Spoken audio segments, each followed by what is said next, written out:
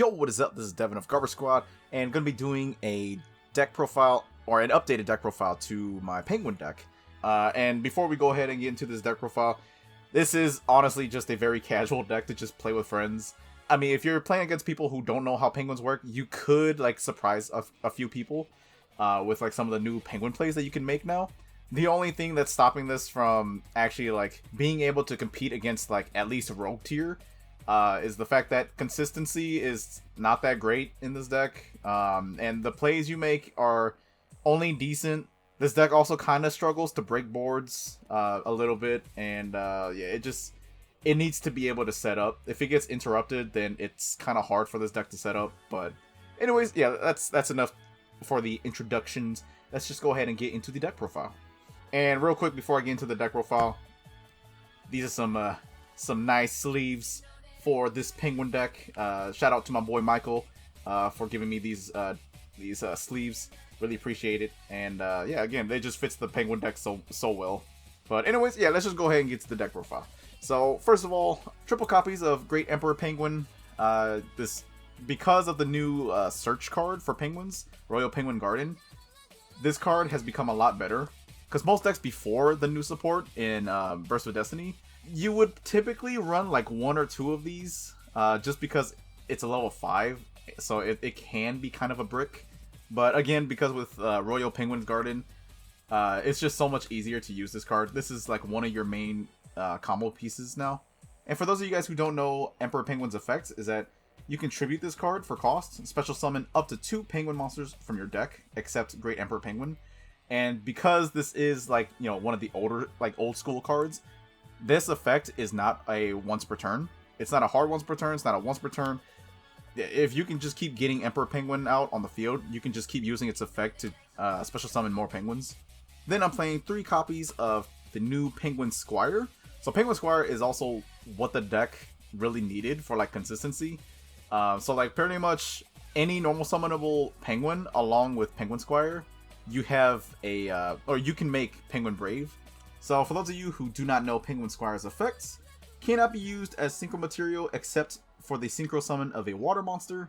If a monster is set on your field except during the damage step, you can special summon this card from your hand, then you can reduce its level by 1 or 2. You can target one face down defense position monster you control, changes to face up defense, and if you do, its effects are negated unless it is a Penguin monster. You can only use each effect of Penguin Squire once per turn. So pretty much, for example, if you have Penguin Soldier, you set Penguin Soldier. Since a card was set on your side of the field, Penguin Squire will trigger in your hand, special summoning itself, and then you can reduce its level by 1 or 2. Then you can activate its on-field effect to flip your Penguin Soldier back up. And because it is a Penguin monster, you can use its effect to bounce 2 cards your opponent, or 2 monsters your opponent controls. And then you can just synchro off with these if you can. Because Penguin Squire is a tuner. So a tuner being able to manipulate its own level is actually really good. And then I'm playing 2 copies of Penguin Soldier. I used to run 3 just because I ran into the issue where, like, I was drawing Penguin Soldiers and, like, I would have none in the deck. But I feel like even if, you know, if those moments happen, they happen. You know, it's kind of just, it's Yu-Gi-Oh! It's gonna happen. So for consistency, I decided to bump Soldier back down to 2. I don't think you need 3. You can run 3 if you really want to, but I think 2 is probably optimal. Then I'm playing 2 copies of the new Penguin Ninja. Also came out of Burst of Destiny. And its flip effect, it's basically literally the exact same as Penguin Soldier, except that it targets spells and traps your opponent controls. And even if you don't need that effect, Penguin Ninja has a really nice effect on field as well, that you can target a Penguin monster you control, change it to face down defense. So that can help, like, reset Penguin Soldier. You can reset Ninja himself as well if you really needed to. But yeah, Penguin Ninja, we play it because it gets rid of back row, and also it's a combo piece. So Ninja just has multiple uses in this deck. Next, I play 2 copies of No Penguin. I've seen some people play 3. I really want to play 3, but for consistency reasons, I bumped it down to 2. So if you guys don't know, No Penguin's effect is that whenever a Penguin monster effect is activated, while this card is in the graveyard, special summon this card from the graveyard, and this is a mandatory effect. So for example, if, like, you use, I don't know, for example, Penguin Ninja, if it's flipped face up from being face down, and no penguin's in the graveyard, no penguin will trigger chaining to Penguin Ninja's flip effects and special summoning itself back out.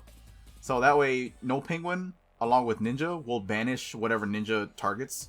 And that's pretty much what no penguin does. If a card on the field is returned from the field to the hand by a penguin effect, you banish it instead. So no penguin is basically just one of your win cons to break boards. Then I'm playing 2 copies of Glacial Beast Polar Penguin. We play it because it's a penguin and it's a tuner. This is going to be one of your main targets for Emperor Penguin. And yeah, that's really all there is to it. But other than that, if this card is special summoned, you can target a monster your opponent controls, return it to the hand. And then if this card is destroyed by battle or card effect, you can target one card your opponent controls, return it to the hand as well. You can only use one Glacial Beast Polar Penguin effect per turn, and only once that turn. And then I'm playing 1 copy of Puny Penguin. Puny Penguin, I honestly debated about bumping up to 2, just in case I draw into it, because Puny Penguin is a very crucial combo piece that you need for the new 2-card combo in this deck. So yeah, really debated about putting it up to 2, but I was like, you know what? It's also going to be a brick if I draw into it. And plus, we're running it as a 1-of, so the chances of drawing it in our starting hand is very slim. And if it happens, it happens. It's just, you know, we're out of luck. But anyways, Puny Penguin, its effect is that when this card is sent from the field to the graveyard after being flipped face up, target 1 penguin monster in your graveyard, except Puny Penguin, special summon that target in face up attack position or face down defense position. So yeah, again, this is a very crucial combo piece, and I will actually show you guys that combo at the end of the deck profile. Then I am still playing the triple copies of Gen X Undyne. I know some people has actually cut this out of the deck. I still think it's really good because it's a 1-card combo into your Penguin Brave and like Halka Fibrax plays. So yeah, I still play the Undyne.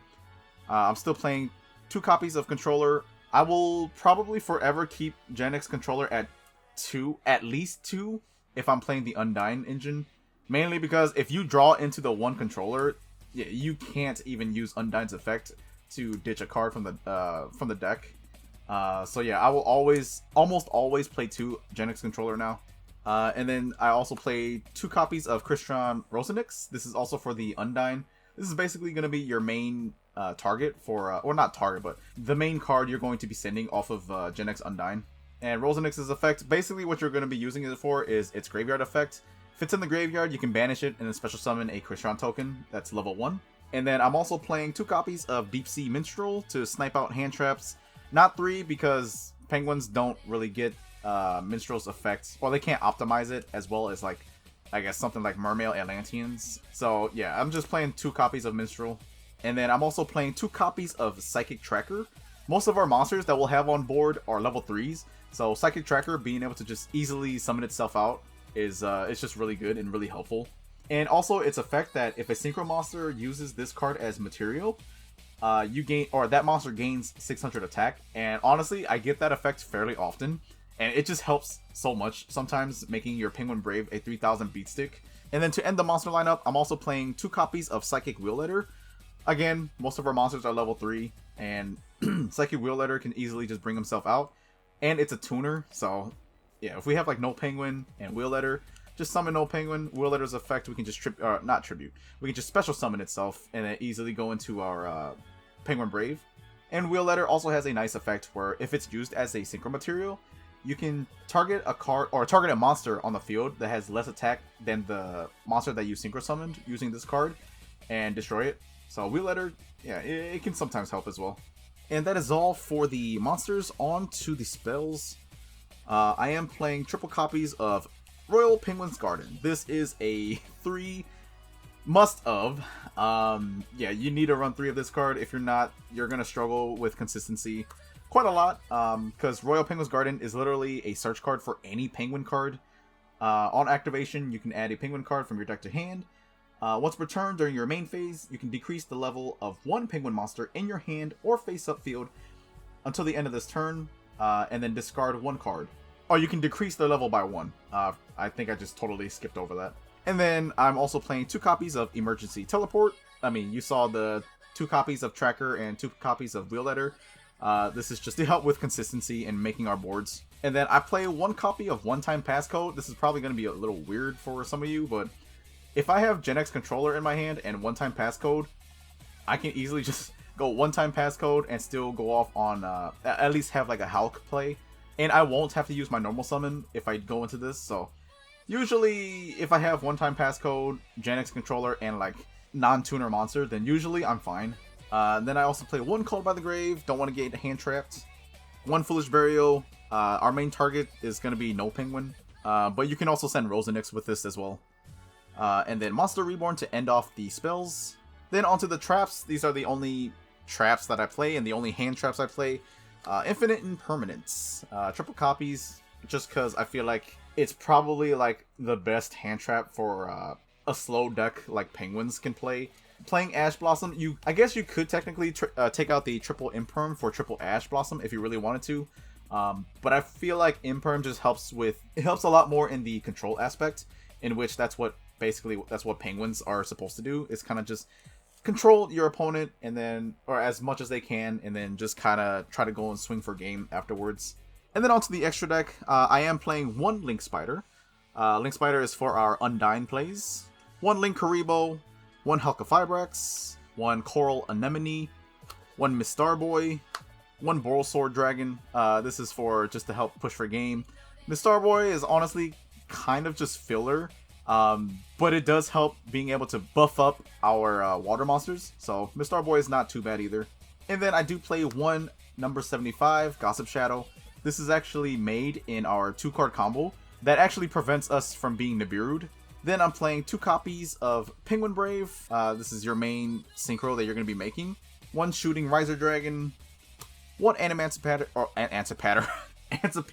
Risen Dragite, one Chengying, one Trish, one Zero Dragon Trish, and Geomathmic Final Sigma. This is the extra deck that I've been working with for a while. Yeah, and these are basically just the boss monsters in the extra deck that you tend to go for. So I'm recording this part literally right after I finished recording, and I totally forgot to talk about the reasoning why I'm playing Chengying. And there's actually a really cool reason why I play Chengying, and it's because of the fact that it actually kind of has some synergy with the Penguins. So if you guys don't know Chengying's effect, for each banished card, this card gains 100 attack and defense, and monsters your opponent controls lose 100 attack and defense. If this card would be destroyed by card effect, you can banish one card from your graveyard instead. If a card or cards is banished, except during the damage step, you can banish one card each from both your opponent's field and graveyard. You can only use this effect of Sword Soul Supreme Sovereign Chengying once per turn. So yeah, if a card is banished, you can use its effect to banish 2 more cards from your opponent. And again, it kind of has some synergy with the Penguins, because no Penguin will banish any card your Penguins will bounce. And Penguin Ninja and Penguin Soldier both bounce things. So yeah, if you have Penguin Soldier, it gets flipped face up. Target 2 monsters your opponent controls. No Penguin will banish them. And if you have Chengying, Chengying will banish another card your opponent controls, as well as another card in their graveyard, making Chengying even stronger. So yeah, that's just some synergy that Chengying actually has with Penguins. And it's really cool, because we can actually play a Sword Soul monster in a deck like Penguins. So it's kind of funny. But yeah, I will now go into the combo section of this video. I'm going to be showing 2 combos. It's going to be the Gen X Undyne combo first. So with Gen X Undyne, we're going to normal summon it, obviously. Use its effect, and we are actually going to dump the Rosenix to add as controller. Rosenix effect engrave to banish itself to special summon a token. I will use Apprentice Illusion Magician just because I have it here. Link off the token into our Link Spider. Link Spider's effect will special summon Gen X Controller. And then with Link Spider and Gen X Controller, we will then go into our Halka-Fibrax. Halka-Fibrax effect, we will then special summon our Glacial Polar or Glacial Beast Polar Penguin. But honestly, you can special summon either Minstrel or Whale Letter. Pretty much just any level 3 tuner from your deck. That's really all you need. But we'll go with Polar Penguin for this example. Synchro off into our Penguin Brave. Go into our Super Penguin Brave. Penguin Brave's effect will allow us to special summon our Penguin Soldier from the deck. Summoning Soldier. Or if you know your opponent's going to be using a bunch of back row, you could also use Penguin Ninja. Penguin Ninja is a viable option to go into as well. But for most cases, we're going to be summoning Soldier. And then from here, we just basically pass turn. And for interaction, Penguin Brave's effect, if your opponent activates a monster effect, you can use Brave's effect, quick effect to chain, flipping a face down monster you control face up. And then after that chain resolves, Penguin Soldier will target 2 monsters your opponent controls and then bounce them. And then with Hulk, we can use its effect to then special summon out or synchro summon out our Riser Dragon. And Riser Dragon is actually really good for this deck because it's very flexible on like what you want to go into. Because Riser Dragon's effect is that if this card is synchro summoned, you can Foolish Burial pretty much any monster from your deck to the graveyard and then decrease its level by the level of the monster you sent. So to show you guys how flexible Riser Dragon has made this deck, the monsters you can go into for this extra deck are literally the boss monsters that I showed you guys. You can make Final Sigma, you can make Zero Dragon, you can make Trish, Chengying, and even Dragite. So for this example, if you want to make Final Sigma, Penguin Brave is level 6, Riser Dragon is level 7. So to make it level 12, we need to dump a level 1 monster. And we actually do have a level 1 monster, being Puny Penguin. So we dump Puny Penguin with Riser Dragon's effect. Riser Dragon will then lose 1 level because of Puny Penguin. And then Riser Dragon also has a quick synchro effect. So you can use Riser Dragon and Penguin Brave and simply just go into your Final Sigma. And then another example, if you want to make Trishula Zero Dragon, all you have to do is simply dump Rosenix from the deck to the grave. And then using Riser Dragon, Penguin Soldier, and Penguin Brave, that will get you your Trishula Zero Dragon. And then we get to Trishula. Honestly, I'm not going to lie, I did make a mistake. You cannot actually go into Trishula with this combo. So yeah, I'm going to just put Trishula back. My bad, I apologize. But we can make Chengying still. All you have to do is Riser Dragon's effect, dump a level 3 monster, and then Penguin Brave, not Rose. Penguin Brave and shooting Riser Dragon will then make your Chengying. And then the final monster, Dragite, all you have to do is simply dump Emperor Penguin or Penguin Squire, reduce Riser Dragon's effect by 5, making it level 2. Penguin Brave is level 6, and then 7-8 into Dragite. And yeah, this is pretty much how the Gen X Undyne 1-card combo will look like and how it would interact with your opponent during their turn. And now for this next combo, it's actually a 2.5 card combo. And I say 2.5 because you just need a card to discard. And for this combo, it is Nibiru proof. And yeah, so I will go ahead and show you guys that combo right now. So basically, you need Royal Penguin's Garden, along with Emperor Penguin or Squire. And then again, just a random card to discard. We'll just put it like that. So for this example, we'll just say we have Squire in hand. We're going to activate Royal Penguin's Garden, use its effect to search out Emperor Penguin, and then vice versa. Like if you started out with Emperor Penguin, you'll search out Squire. And then we're going to use Royal Penguin's Garden effect to reduce Emperor Penguin's level by 1 by discarding a card. And now Emperor Penguin is now level 4, so we will just normal summon. Emperor Penguin's effect, allowing you to special summon Penguin Ninja and Puny Penguin from the deck. We're going to use Penguin Ninja's effect to flip our Puny Penguin face down. And since a monster was set on our field, we can trigger off Squire in our hand to special summon itself, reduce its level by 2. Then we can use Squire's effect to target our face down to flip it face up. And then now Squire is level 3. We will use Penguin Ninja and Squire to go ahead and go into our Gossip Shadow. And now we are Nibiru proof because Gossip Shadow can just simply turn Nibiru's effect into both players draw a card. And now we will use Puny Penguin, link off for our Link Karibo, and then Puny Penguin's effect, since it was sent to the graveyard after being flipped face up, we can use its effect to target Emperor Penguin to summon out Emperor Penguin. Emperor Penguin's effect, again, not a hard once per turn, so we will use its effect again to tribute itself, summoning our No Penguin and Glacial Beast Polar Penguin. And then from here we'll use Polar Penguin and Link Karibo to then go into our copy of Hulkafibrex. Hulkafibrex effects. We will then summon any level 3 tuner from our deck. Then we will use that level 3 tuner and No Penguin to go ahead and synchro into Penguin Brave. Penguin Brave's effect will activate, and then no penguin will trigger, special summoning itself and chain blocking things like Ash Blossom. So we'll summon no penguin, and then Penguin Brave's effect will allow us to special summon Penguin Soldier from the deck face down. And then from here we pass turn. So for interaction, we still have Gossip Shadow's effect. And basically, if you guys don't know, once per turn, when an opponent's monster activates its effect, quick effect, you can detach 2 materials from this card. The activated effect becomes both players draw 1 card. We also have Penguin Brave's effect to flip the Penguin Soldier face up, and then no penguin will banish whatever Penguin Soldier attempts to bounce back. As well as Halka-Fibrax's effect to go into Riser Dragon, and Riser Dragon's effect to kind of just synchro into whatever you need. So let's say Penguin Brave's effect will flip the Penguin Soldier. Penguin Soldier will target 2 monsters on the field, and no penguin will banish them. And then Halka-Fibrax's effect will go into our Riser Dragon. And with this field and this combo, we can actually go into the original Trish if we really needed to or wanted to. And how we would do that is by using Riser Dragon's effect to dump a level 3, making Riser Dragon level 4. And then Riser Dragon's quick synchro effects, we can use no penguin, Penguin Soldier, and Riser Dragon to go into our Trishula, Dragon of the Ice Barrier. Because again, Riser Dragon, we reduce this level by 3, making it level 4. 5, 6, 7, 8, 9 makes Trish. And again, you can still make whatever synchros, whatever synchros you need as well.